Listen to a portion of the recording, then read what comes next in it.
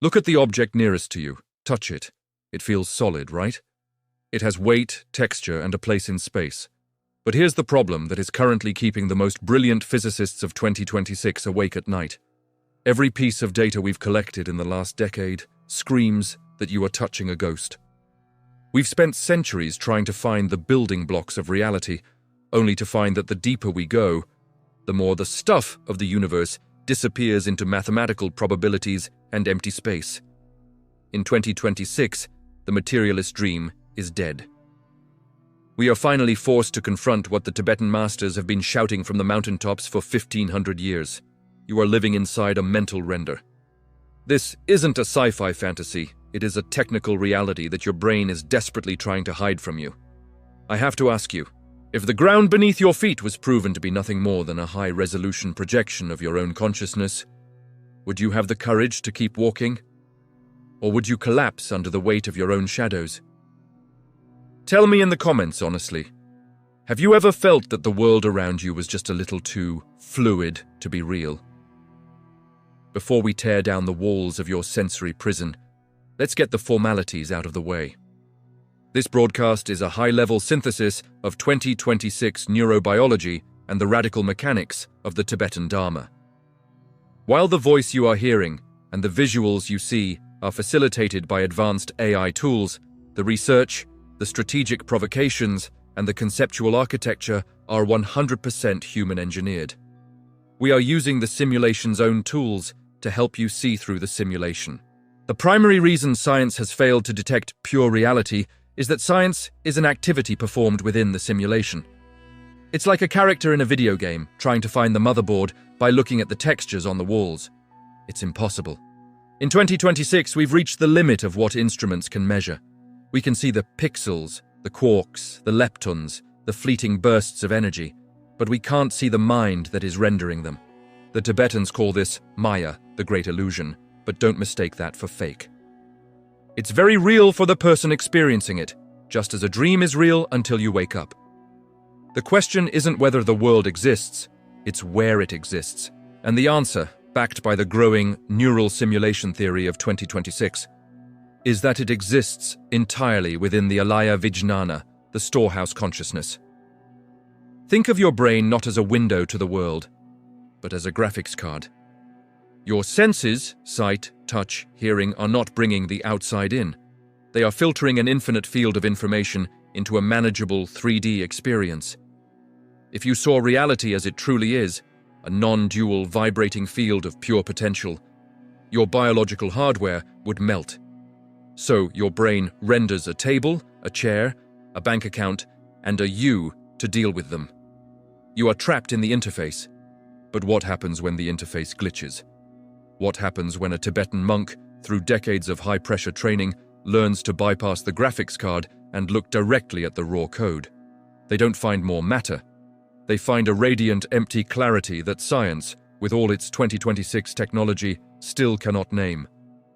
Are you beginning to see the trap?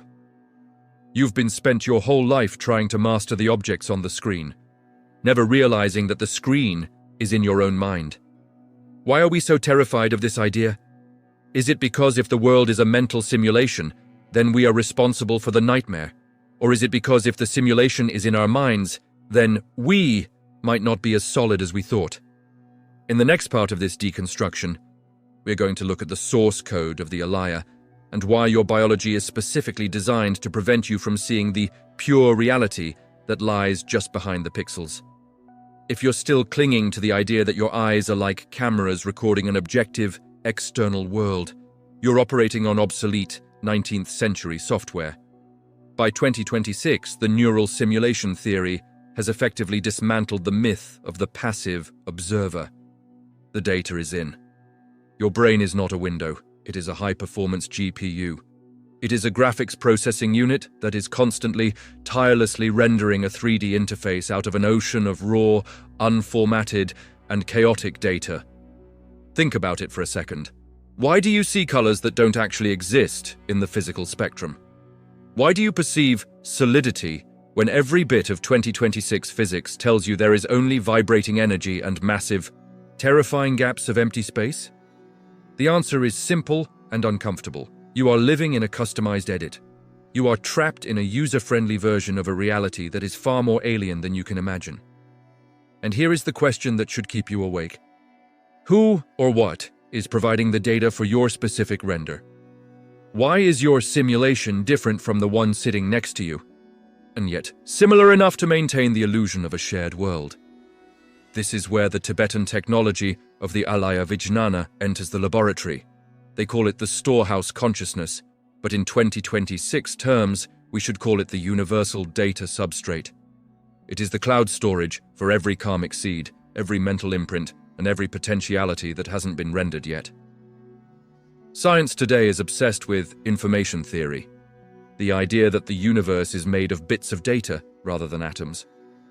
But while modern physicists are just beginning to scratch the surface of this digital cosmos, the monks have been navigating the back-end code for centuries. They don't look at the stars to understand the universe, they look at the storehouse because they know that what we call outer space is just a projection of inner data. Does that make you feel small?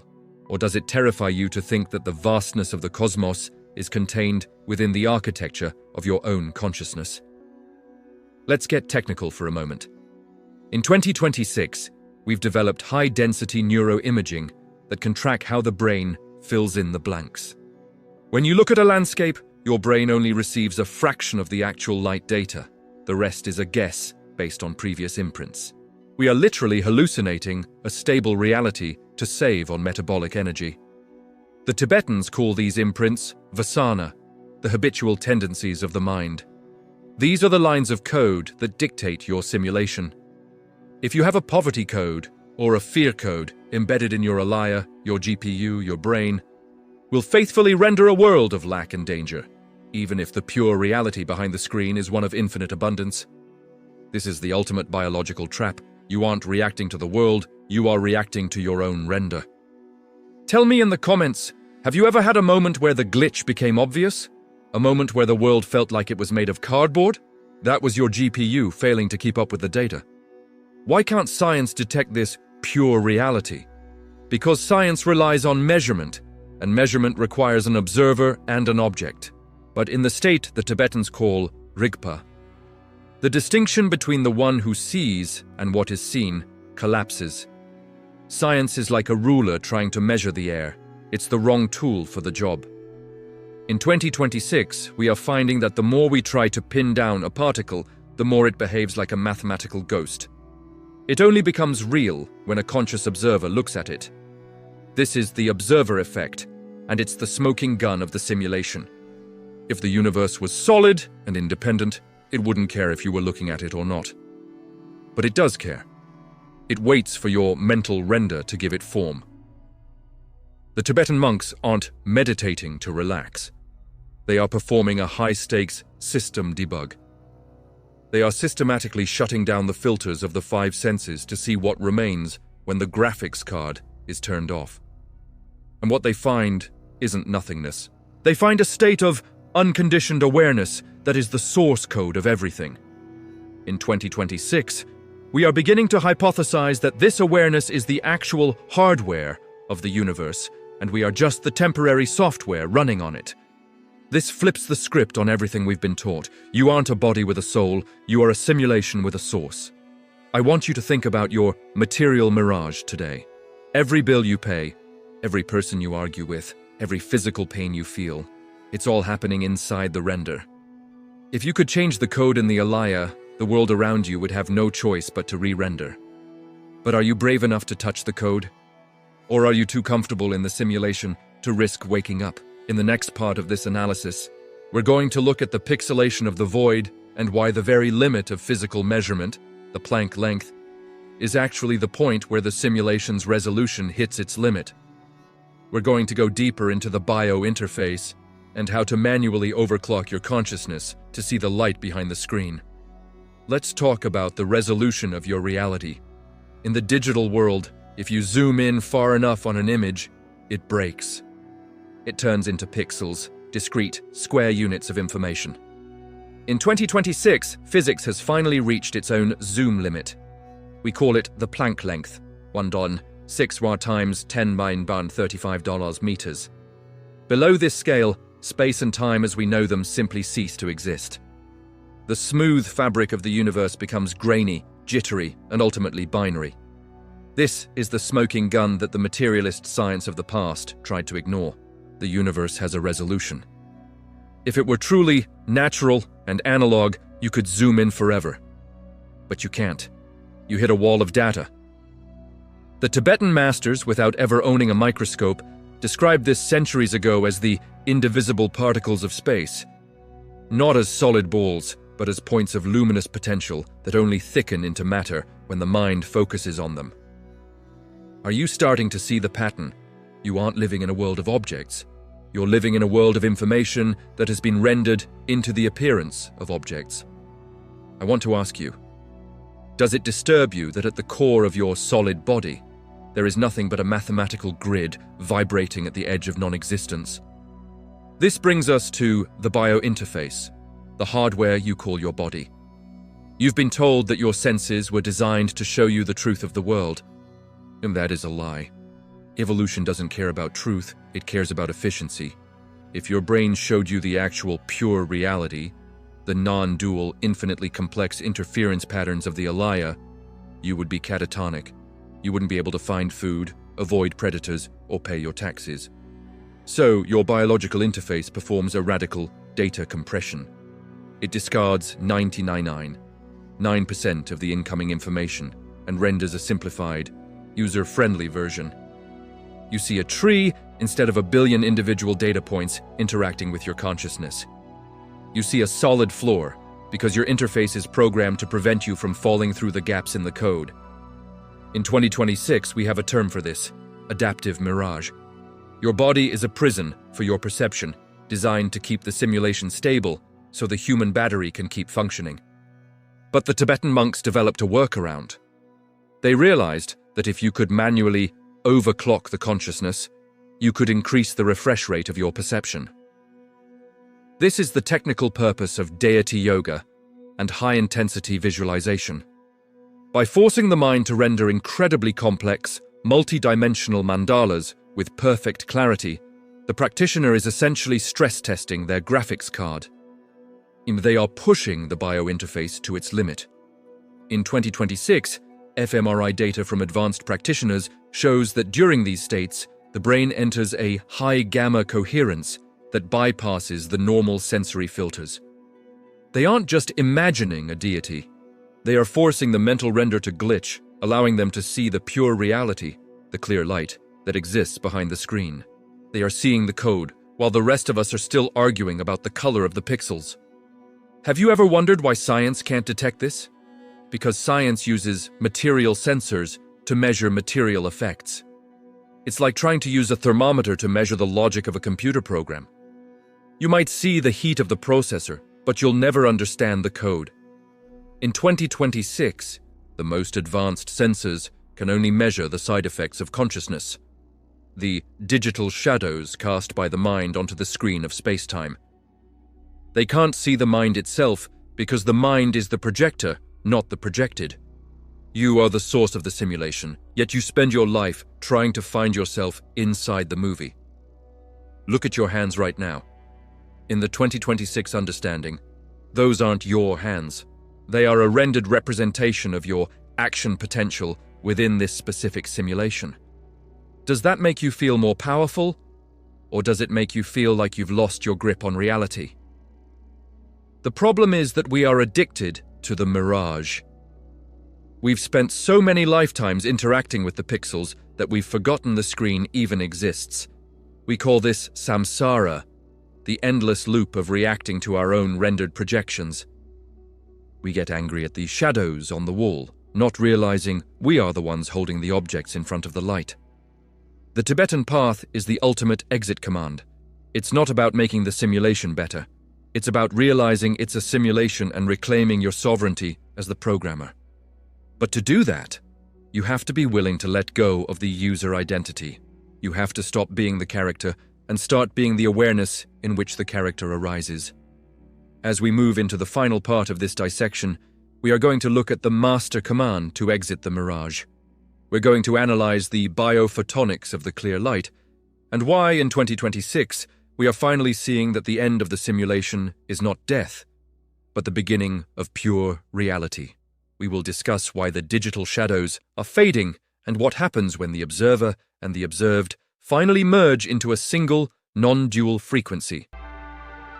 Are you ready to stop being a human battery and start being the architect of the render?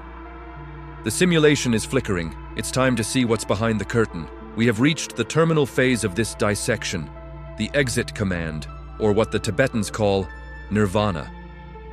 But let's strip away the New Age fluff.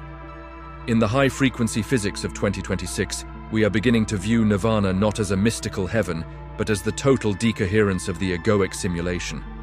It is the moment when the mental render finally stops because there is no longer a belief system to fuel the graphics card.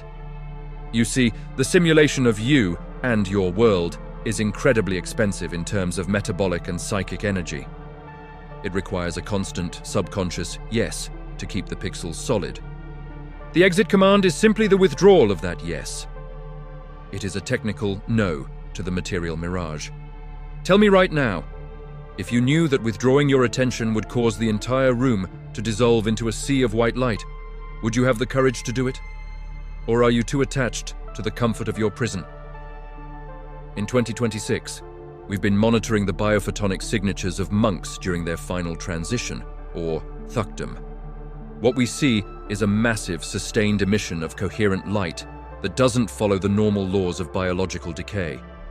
It's as if the system is finally dumping all its rendering data back into the source. This is the clear light of reality. When you stop the simulation, you don't find nothingness. You find the pure awareness that was always there, hidden by the digital shadows of your thoughts. You find that you were never the character on the screen, you were the electricity itself. Why has science been so slow to admit this? Because science is terrified of a reality that it cannot measure or control. A pure reality that doesn't obey the rules of the interface is a threat to the entire materialist hierarchy. So, how do you execute the command while still in the body? You start by noticing the glitches. Every time you experience a moment of pure, non-conceptual silence, every time you look at a landscape and for a split second, the label of it disappears, you are seeing the raw code. You are seeing the unrendered reality. The Tibetan path is the systematic expansion of these glitches. You are training your bio-interface to stop fixing the image. You are allowing the simulation to break. In the 2026 exit protocol experiments, we call this perceptual decompression. It is the art of looking at the world until it loses its meaning, and in that loss of meaning, the truth is revealed. Does that sound scary? It should. The end of a simulation is the end of everything you thought you knew, but it is also the only way to be truly free. The digital shadows are long, but the light that casts them is eternal. You've spent your whole life running from shadows, never realizing that you are the light. It's time to stop being a human battery for a world that doesn't even exist. The material mirage is flickering. The science of 2026 is catching up to the Dharma of the ancient mountains. The interface is failing. I am asking you to be the one who doesn't look away when the screen goes black. In that blackness, you will finally find the pure reality that no microscope can ever see. I'm done explaining. The data is in front of you. The choice to remain a character or become the architect is yours. If you've felt the glow of the code today, I want to know where in your life the simulation is currently breaking. Leave a comment that the algorithm won't understand. Subscribe to Tibetan Wisdom Unveiled if you are ready to be a dissident in the Mirage. There is no next time. There is only the now, and the now is the only thing the simulation can't render. Exit the program, reclaim the light,